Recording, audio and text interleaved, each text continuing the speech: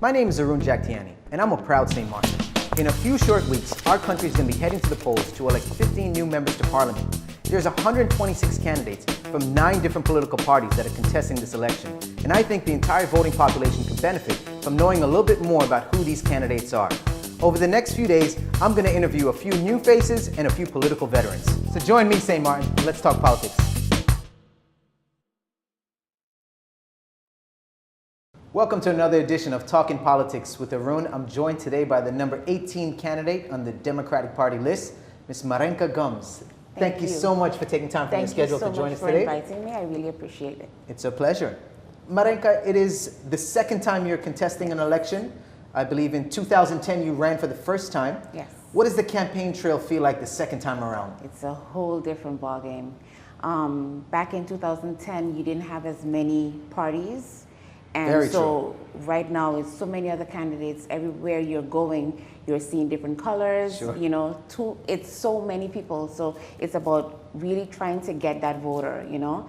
And I must admit that I am working even more hard this election than I did back in 2010. I can imagine the challenge to get noticed or to get exposure from a field of 126 is really staggering, and 9 parties. It's I'm still having a hard time digesting that large meal, let's say. And as a voter, it's also very challenging, which is part of the motivation for putting on this show. Thank you so much.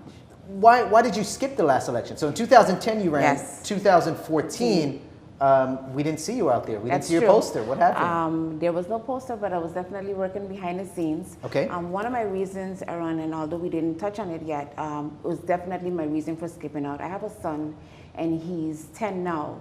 Okay. But because of him and he being autistic is one of my reasons that I needed to back up a little bit, focus on him, get him totally where I really wanted him to be, and then, you know, say, well, okay, fine, I'm going to come back out and give this a shot yet again.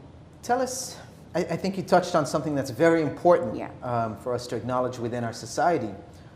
What are some of the challenges you've experienced as a parent of an autistic child in our society here in St. Martin? You know, unfortunately, Aaron, it's not only autism, but it's also dyslexia. It's also children who are with Down syndrome. And what we're having is they don't fit into the normal school system. They don't subscribe to that.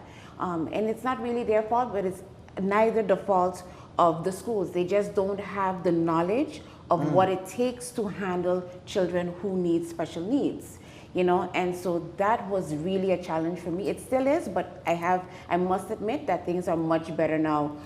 He attends the St. Joseph School, and that school, what they did these last 2 years were they developed an individual educational plan. Specific for him? Yes, correct. Wow. For him and other children like him.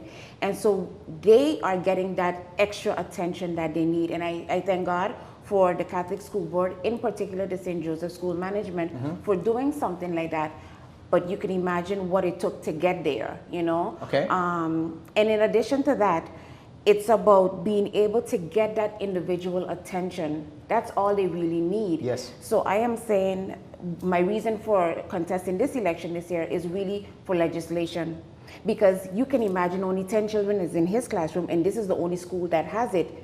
Can you imagine how many other children are out there that are facing these issues? And, you know, if you don't have the funding to send them to a private school, you're kind of left behind. And they should not be left behind just because. No child should be left behind. No child, you know, just because they subscribe to things differently. So, interesting. Your main motivation for getting back into the political arena is you've identified from a personal level the need for us to have better facilities for children with special needs. Correct. Besides being a mother of a child with autism, what qualifies you to get involved in the conversation on this level, let's say? Well, you know, Aaron, from the time I knew myself, I've always been around politics. I think I was probably in diapers. You know, seeing my mom work in the area of government for as long as she did, you know, I had no other choice. Really and truly, you know, you're just called to do certain things. This was my calling. I honestly believe that. And working in the industry where I am working, being dedicated 13 years in that field, I think you can't want more or look for more loyalty than that. You know, Okay. you're loyal not only to the company, but you're loyal to the clients that you Sure. have. And so for me, in this case, politically speaking, it would be loyal to the people of St. Martin. So for those who don't know, you've alluded to your 13-year experience. Yeah. What profession, what is your profession? And again, I'll ask the question again. How does it qualify you to serve in Parliament? Well, my profession, I am a senior consultant at a major accounting firm.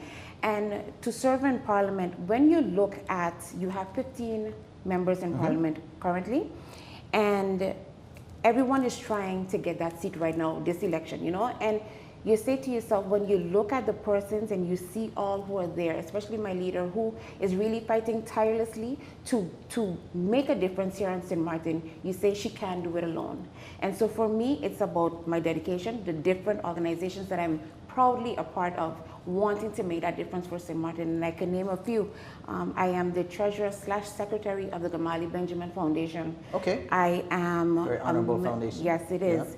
I am also a member of the Peridot Foundation, domestic related, and I am also a member of the St. Martin Development Fund Foundation. So for me, it's about what I am dedicating to the people of St. Martin through those mediums, and also wanting to make a change based on the different projects that I'm looking forward to where legislation is concerned in Parliament. So why the Democratic Party? As we mentioned just now, there's 9 different political Yes. parties, some new and some established, such as Correct. the DP. Why did you ran with them in 2010? Yes. What brought you back to the DP, or what led you there in the first place, let's say? Well, like I said, I basically grew up with the Democratic Party, Okay. being the president of the youth wing, being the president of the chapter of professional young people, you know, moving on to being a candidate on the list and now being the president of the board. For me, going on the Democratic Party list meant going with an experienced team. And what we need to understand is that while a lot of people are saying we need new blood, we need new faces in Correct. there, we, from the Democratic Party, at least the younger candidates, believe that we believe in the you can't run before you walk, and you have to learn from someone who wasn't there. And so while some people will say, yeah, but they're fixed in their ways, yeah, these new candidates coming with experience, coming with knowledge and different ways of viewing things can probably change the views of those who have been sitting there, but we need to have the know-how. And so for that reason, there was no other party for me to be with than the Democratic Party. Okay.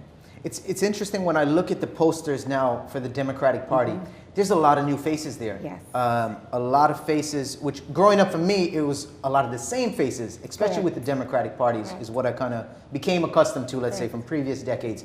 But now you look at it and it's all new faces. What is, well, for the most part, what does that say about the Democratic Party as to where they are right now, and what does their future hold? Well, that's a good observation, and it's one because a lot of people keep trying to bring up the whole, but DP is dead. No, you can't be surrounded by death when you are so alive with such young candidates who have so much more to give to the party. And so something that is dying won't bring on new life to it, to the party. And we can only grow. We can only grow from here. And so I am very proud of the persons on the list, those old, those experienced, and those new, bringing in new ideas to the party as well. Okay.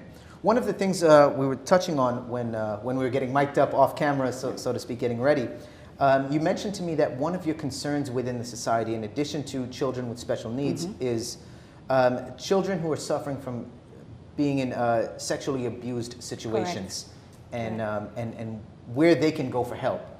Touch on that for a second with me, please. You know, you tend to not hear too much about it. Only when something happens, people bring it to light. And I am saying, can you imagine how much of it is hidden? Because of the, you know, let's keep it on a hush. Let's not discuss that topic, you know, we'll figure things out. And I am saying, the more you keep silent about something as grave as that, the more these sexual predators can go out after the next one. And so I am saying legislation needs to be brought to assist the child, and also when that person serves their time, to be rehabilitated as well, because you're going to go in, you're going to serve your time, and then you're going to come out, and the cycle repeats itself. Right. So what are you doing to curtail these events from ever happening again? Okay. So part of your involvement or getting involved would be to see some kind of legislation and also, let's say, a reform within the prison system. Exactly. So that we can better integrate Yep. these inmates when they come back Yes. out. Okay. Thank you so much for joining us today, Thank Ms. Gumbs. you. It's been an absolute pleasure, and I wish you all the best come Thank September you so much. 26th. Thank you. In closing, I'd love to give you an opportunity to speak directly to the voters and give them your message. You know, we have a situation where we're out campaigning, and while out, we're hearing a lot of people say, you know, we're not voting, and I can understand. Trust me, I do get the reason why a lot of people are disgruntled by how things are going in government, but I can only ask to let your voices be heard, and by doing that is to come out on September 26th and vote. Vote because that's something that you need to do, but vote because it counts, it makes a difference. Vote for a party that you know will always be there to support you. Vote for the Democratic Party, and in particular, your number 18 candidate.